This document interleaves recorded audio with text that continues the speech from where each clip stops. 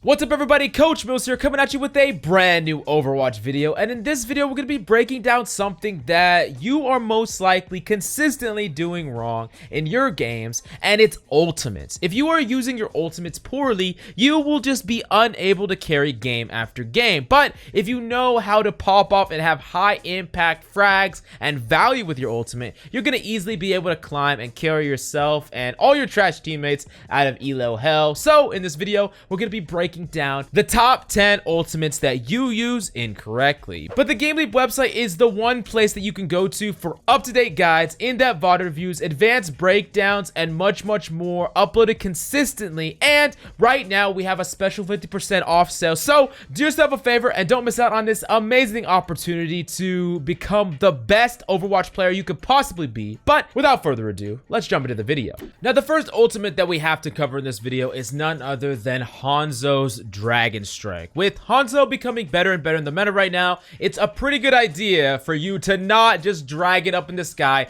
get no value, and then die. So there are actually 4 ways that you should be consistently using your DRAGONSTRIKE. The first way is a combo, and this one's pretty simple. You're just comboing it with something like a grav, but it's really important that every time you're deciding you use your DRAGONSTRIKE, always look down at your allies and make sure that there's nothing that you could combo with first. Because sometimes even in the higher ranks, you'll see Hanzos just throw their DRAGONSTRIKE out when their Zarya's like at 85% to an ultimate, and the ultimate could have won them the entire team fight. So make sure you do that. Now the next way you could use a DRAGONSTRIKE is just to get a solo kill. If you can secure 1 guaranteed kill, that is just a fine use of DRAGONSTRIKE. The third way to split an enemy team up, you could split an enemy team right down the middle, and then you could use your engagement of your team to punish the side that is split from their allies. And the last way is a pretty niche way, but it's useful when you don't have a main tank. Let's say you have to retake a point or contest. You can use your DRAGONSTRIKE for actual space, and it can be a pseudo main tank because it creates space in the same way a tank does, right? Enemies have to back up from it. They can't contest the cart if you ult the cart. So in that way, you can use it to create enough space to give you an opportunity to pop off and your teammates to actually defend without your main tank being back from spawn or anything like that.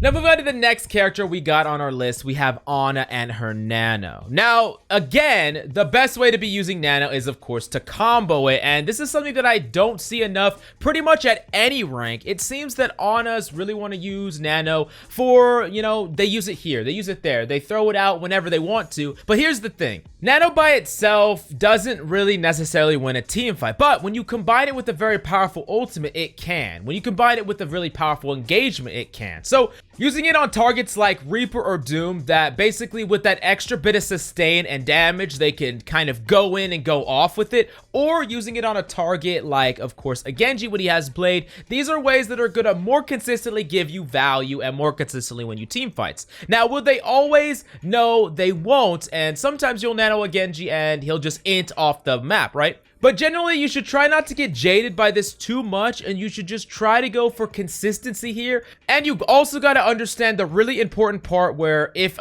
someone on your team thinks you're going to give them a nano and they don't get it, they will most likely just feed because of that alone. Now, of course, you can use it in 2 other big scenarios that I really like. The first way is to save a low target or when you're overwhelmed. Like, how many times have you turned the corner and you have like a tank that's low, you have a DPS that's low, you got way too many people to worry about? Well, what you want to typically do is you could like nano your DPS just to heal them up and keep them alive, and then you could like nade your tank and heal them up. That way you can actually do 2 things at the same time and you don't get overwhelmed. And the last way is to just simply snowball momentum. When you have a pick, when you're going in, just nano anybody. It doesn't really matter who it is as long as it's not your LUCIO, and then you just go in and you use that extra bit of sustain and momentum to snowball the team fight that you already have a slight advantage in. Then we go to the next ultimate that we got for you on the list is MCCREE's High Noon, and you're gonna hear this a lot, but it's extremely important. You can't be too greedy with MCCREE's High Noon. I want you to ignore the clip of the 5K in the background, okay?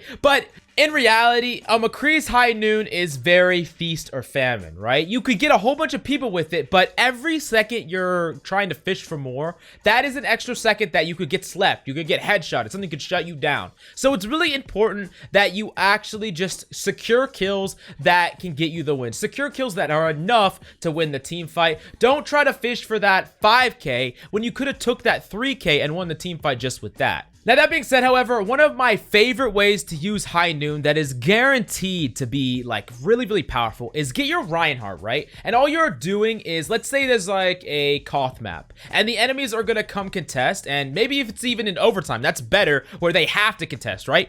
You stand away or off the point and you have a Reinhardt just shield your High Noon. It basically puts enemies in a rock and a hard place where they have to contest something, but you are completely protected. And if they peek out to try to headshot you or nade you, your Ryan shield is just protecting you, and it's a way that you're gonna guaranteed get tons of value. And if you're behind that shield, you can just legitimately like full use like the max amount of High Noon, and usually you could break shields, you could break the Ryan shields and still kill people. Enemies will come onto point and they'll try to like be protected in ways, but because you're there for so long, you usually are gonna get like a 2, 3, or 4k with this. Now moving on to the next ultimate that you are consistently using incorrectly, and it's none other than Lucio Beat. And this is one that I see used incorrectly all over the place because people don't understand just how powerful this ultimate is. It is legitimately one of the most powerful ultimates in the entire game. Now, I see two big problems that people have with Lucio Beat. There are people that will just use it randomly, where there's a big combo that they have to counter, like Grav Dragon, and they don't even care. They'll just randomly use it when they're under threat. That is never gonna win you the game. Now, the other way that people use it is they will only use it to counter one ultimate,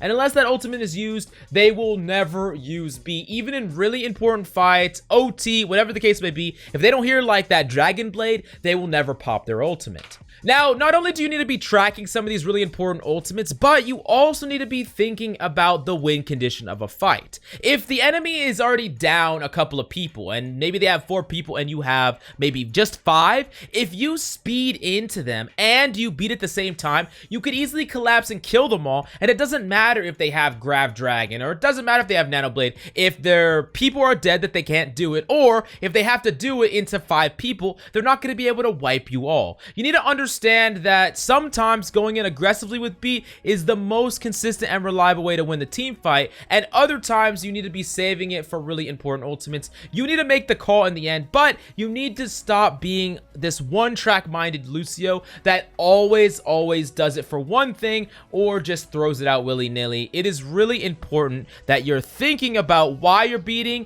and what is the value that your beat is bringing. Now moving on to the next ultimate that we got for you in the list is Hammond's Minefield. Now, of course, everyone knows the fly up, ult, slam down, and the people just fall right into the mines, right? That is the most consistent way to try to kill someone, but sometimes it's pretty hard to set up. One of the better ways, or either not better, but just simpler ways, is actually just to use Minefield as a zoning tool. You can use it to cut away enemies from like each other, so you can split them, kind of like I talked about with the DRAGONSTRIKE.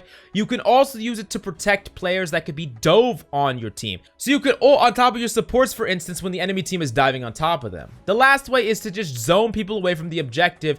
Putting mines on the objective makes it so enemies are stuck again with that rock and hard place scenario where they need to contest the objective, but there's deadly mines on them, so it makes it much more difficult for them to actually play around, and their space that they have is typically much less. Now moving on to the next ultimate that I know you're probably using incorrectly, and it's PHARAH's Barrage. Now, PHARAH is another, we used this term before, feast or famine ultimate, which means if it works out, you're gonna kill a whole bunch of people, but if it doesn't, you're probably just gonna get shut down right away. Now, the best thing to do is to combo it actually with protection. So things like D.Va's Defense Matrix, things like Zarya Bubble, if you can coordinate this or get a duo that can help you coordinate this, this is absolutely the best thing that you could be doing on PHARAH, because just that tiny little protection, just to protect you against stuff like sleeps and things like that, that can be enough to just wipe the entire team. Now, the next way to do it if you can't combo, you have 2 choices. You could either 1, kill the enemy so fast that they can't react to it, or 2, track the cooldowns that can shut you down. Now, tracking cooldowns is a consistent way, but it's pretty difficult to track all the cooldowns, and of course you could just get killed with regular fire. But if you want to actually kill people incredibly quickly, one great way to actually do it is to concussion above the enemy. You concussion in incredibly quickly and you can fly up at the same time. Animation cancel that movement with your ultimate, but you basically go from pretty far away from an enemy to right on top of them and you ult them, so they don't have that much time to react and your time to kill is so quickly. Even an Ana, if you do this right on top of her, she's not going to be able to like flick up and sleep you in time to shut you down down, and usually once you kill that first person, it just snowballs into all the people, and you need to be close enough to where that time to kill is so small, and they don't have time to have a premeditated ability lined up to shut you down. Now moving to the 7th hero that we got for you on the list, we have Soldier 76 and his TAC Visor. Now some of you might know this, but there's actually a double animation cancel that you can use with Soldier 76's TAC Visor. First, you can reload, and the second the ammo is in your actual magazine, you can cancel it with the heal station, and you can instantly cancel the heal station animation with your visor. So it's reload, heal station, visor. Otherwise, if you're not reloaded, you're going to actually have to reload before your visor goes off, and heal station gives you a little bit extra sustain. So definitely do this every single time you're gonna ult, and it can be done basically instantaneously. Now the best place to actually tack visor consistently is on the high ground, so you get elevated position and natural cover, and you typically want to be on an off angle so that the enemy shield can't just shield you off, and they have to worry either about your front line or you on the off angle basically raining damage down. Now, the last thing that you need to know is because you can't miss while you're in TAC Visor, right? You should be moving sporadically like crazy. Crouch spamming, left and right, left and right. A Widow should not be able to headshot you at all because you're just moving, you're just juking non-stop. And if you do that, you're still going to be doing the same amount of damage, but it's just going to make you much harder to hit. Now moving on to character number 8, we have SYMMETRA with her Photon Barrier. Now, the thing about this is I see a lot of players just using this far too late. Let's say you're pushing a point like HANZO second. You should be using this before you become in contact with anybody. Don't give enemies a chance to pick you at all. Once you get up to choke, use it right away and then instantly push in. And another bonus is, typically, this is far better when you're fighting in open areas, not closed areas. Because if you're fighting in closed areas, you will have a strategic disadvantage because enemies have access to the natural cover, right? But if you force the fight to open areas, you have this form of not even natural cover, artificial cover that lets you do damage through it, but they can't do damage through you, and you have it and enemies don't. So what I mean by that is instead of going up to the top, go and push point on that HANZO second, force enemies to contest you in your open space where you have a tactical advantage with that artificial cover. Don't go fight top right with your ultimate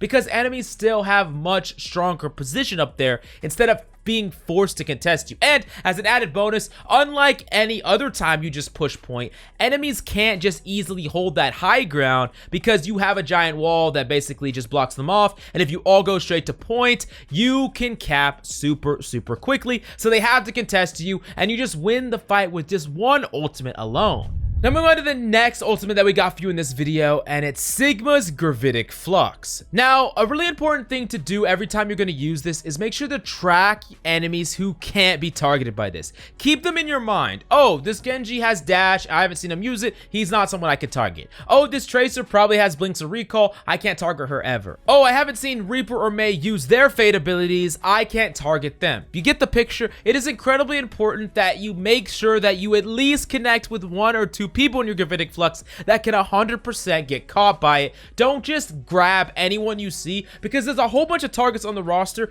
that are just non-targets unless you specifically see them use their ability ahead of time. Now, another thing that you should be doing is using it around natural cover. I can't tell you how many times I've seen a Sigma just fly up only to get headshotted and shut down right away. On top of that, there's Sleep Dart and just a whole bunch of other abilities, even something like High Noon that actually the MCCREE can use against you. So it's better to actually slide that Gravitic Flux in while keeping yourself a little bit lower and using natural cover to your advantage instead of just flying as high as possible and getting sniped in the face. And the last thing is, of course, with most ultimates, use it for momentum. You don't have to use it as initiation always. Sometimes it's best when you get that first pick or you shut down that one person or you see that auto user sleep. That is the go ahead to snowball the fight with your Gravitic Flux. Now, last but certainly not least, it can't be an ultimate video without talking about the most singular powerful ultimate in the entire game, Sombra's EMP. Now, the first thing that you need to do is call that you're gonna EMP as many times as it takes. I know that sometimes your teammates in ranked might not listen to you. They might not understand what you're saying when you say, I'm gonna EMP, but if you keep saying it, maybe they will understand. But all joking aside, it is really important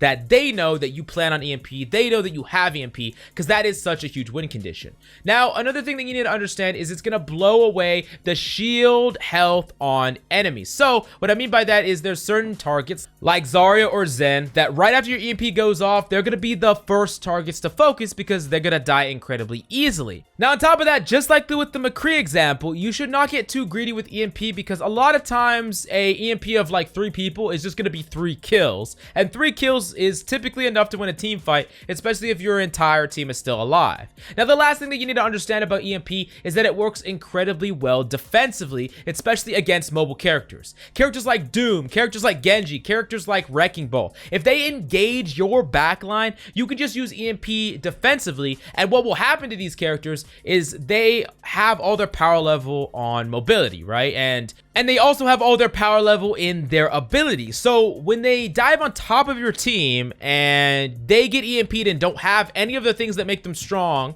what would you guess happens to them? Yeah, they're pretty much gonna get freaking destroyed, and that's exactly what you want. So don't be afraid to use it in this way and consistently start to pop off with this ultimate and all the ultimates. But of course, the GameLeap.com website is the only way to master all of these characters because we have in-depth Grandmaster VOD reviews, advanced tips and tricks, and much, much more. Do yourself a favor, go check it out in the links down below using our 50% off sale. Don't miss out on this amazing opportunity. But that's all we got for you today. Thanks so much for coming by. I'm Coach Mills, and of course, until next time.